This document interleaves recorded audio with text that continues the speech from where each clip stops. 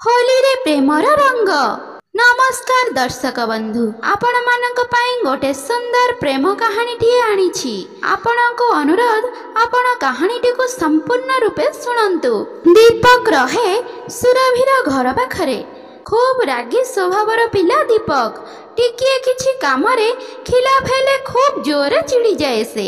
आउ सुरभि खूब शांत सरल और चुपचाप झियोटिए। दीपक सुरभि ठारू 3 वर्ष बड़ बयस रे। उभयंक परिवार मध्यरे उत्तम संपर्क थाए। ता छड़ा दीपकर माँ सुरभि को खूब स्नेह करती। सेथिपाई सुरभि बहुत समय रे दीपक घर को जीवा आसबा करुथाए। किंतु सुरभिर एते थर आसीबा दीपक को पसंद न थाए। से बहुत थर आकट करि थाए ता माँ को।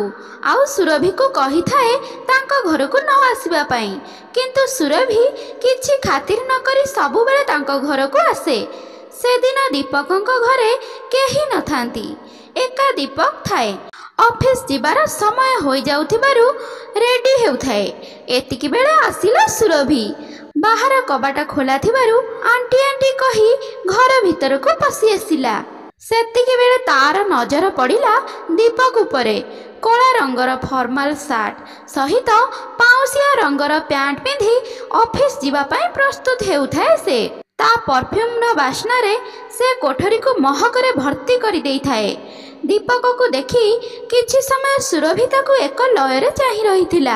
आज जाए दीपक ताकू एते भलो केबे भी देखा जाई नथिला। दीपक को देखिबा परे ता मन रंग बेरंगर प्रजापति परी उड़ीबाकू लागिला। एक नूतन प्रतिक्रिया से अनुभव करिथिला ता शरीर रे। दीपकर आखिरे आखि मिसी जिबा परे लाजई जाई निज घर को चली जाइथिला। से आगामी किछि दिन पर्यंत सुरभि आउ आसी नथिला दीपक घर को। हुए तो दीपकर भय रे अबा लाजरे किंतु आउ आसी नथिला। से दीपकर माँ डाकिबा परे धीरे धीरे जीवा आसीबा पुणी लागी रहिला तार। एबे से जेतेबेले आसे ता आखि प्रथमे दीपक को खोजी बुले। दीपकर उपस्थिति ही ता पाई यथेष्ट थाए। ता अजाणतरे दीपकर प्रेम रे रंग ता मनरे लागी सारिथिला। किंतु दीपक को ए सब टिके अलगा अलगा अनुभव हेउथाए।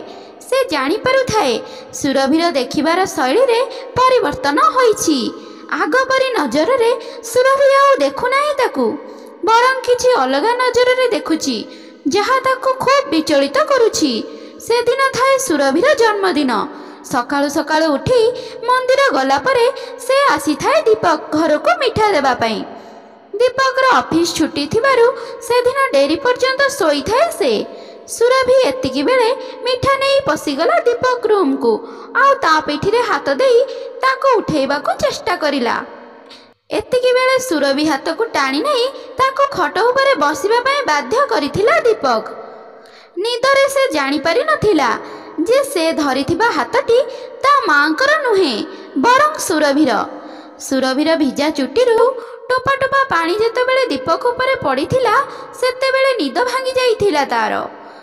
उठिला परे आखि खोली देखिला तो निज आखि को विश्वास करि पारिला नाही। से हलदिया साड़ी सहित गोलापी ब्लाउज, भिजा भिजा खोला चुटी, ओठरे गोलापी लिपस्टिक आउ आखिरे कजल देखिला परे सेही मुहूर्त रे बोधहुए ता मनरे घर करि सारिथिला सुरभि। दीपक उठिबा परे सुरभि ताकू कहिला, आज मो जन्मदिन, रातिरे मौसा माउसींक सहित आम घर को आसीबो। दीपक कान को आउ किछि सुना जाउ न थाए। ता आखि आगरे खाली सुरभिर चेहरा नाची उठुथाए। सेही दिन से मने मने भाबिथिला, ए सुरभि सतरे केते सुंदर, किंतु मु कोन पई आजि जाए देखि पारि नथिली ताकू। ता परठारु सबुदिन दीपक सुरभिर आसीबा बाट को चाहि रहिताए। सुरभि मध्य दीपक ऑफिस जीवा आगरु किछि समय पई आसी ताकू टिके देखि देई जाए। उभयंक मन सेही प्रेम रूपी वर्षा छिटारे ओदा होई सारिथिला। किंतु केही काहाकू किछि कहि पारु नथिले। जणे समय अपेक्षा रे थिला तो आउ जणे प्रेम निवेदनर अपेक्षा रे। उभय खाली निज मनर प्रेम अग्नि रे प्रति मुहूर्त रे जळुथिले। କିନ୍ତୁ ପରସ୍ପରର ସେହି ଅଗ୍ନିକୁ ଆହତ କରିବାକୁ ଚେଷ୍ଟା କରିନଥିଲେ। କିଛି ଦିନ ପରେ ହୋଲି ଆସିଲା। କେବେ କାହା ସହିତ ହୋଲି ଖେଳୁନଥିବା ଦୀପକ ସେଦିନ ମନସ୍ଥ କରିଥିଲା ସୁରଭି ଦେହରେ ଟିକେ ରଙ୍ଗ ଲଗେଇବ ବୋଲି। ଆଉ ସୁରଭି ଚାହୁଁଥିଲା ଦୀପକର ପ୍ରେମ ରଙ୍ଗରେ ସବୁଦିନ ପାଇଁ ରଙ୍ଗୀନ ହୋଇଯିବାକୁ। ହୋଲି ଖେଳ ଆରମ୍ଭ ପରେ ସର୍ବପ୍ରଥମେ ଦୀପକ ଯାଇଥିଲା ସୁରଭି ପାଖକୁ ଆଉ ତା ଗାଲରେ ରଙ୍ଗ ଲଗାଇ ତାକୁ କହିଥିଲା, ଜୀବନରେ ରଙ୍ଗଠାରୁ ଦୂରେଇ ରହୁଥିବା ଏ ରଙ୍ଗହୀନ ମଣିଷଟି ଆଜି ତୁମ ପ୍ରେମର ରଙ୍ଗରେ ରଙ୍ଗୀନ। ମୁଁ ତୁମକୁ ଭଲ ପାଏ ସୁରଭି। ଦୀପକର କଥା ଶୁଣି ସୁରଭି ପ୍ରତି ଉତ୍ତର ରଖିଥିଲା, ସେଦିନ ତୁମକୁ ସେହି କଳା ସାର୍ଟରେ ଦେଖିବା ପରଠାରୁ ହିଁ ମୁଁ ତୁମ ପ୍ରେମରେ ଭିଜିବାକୁ ଚାହିଁଥିଲି। ମୁଁ ସବୁଦିନ ପାଇଁ ତୁମ ପ୍ରେମର ରଙ୍ଗକୁ ମୋ ସୀମାନ୍ତରରେ ଭରିବାକୁ ଚାହିଁଥିଲି। ଖାଲି ଅପେକ୍ଷା ଥିଲା ଯଦି ତୁମ ନିବେଦନର। ସେଦିନ ହୋଲିରେ ଉଭୟ ଅଭିରର ରଙ୍ଗ ସହିତ ପରସ୍ପରକୁ ନିଜ ପ୍ରେମର ରଙ୍ଗରେ ଭିଜାଇ ରଙ୍ଗୀନ କରିଦେଇଥିଲେ।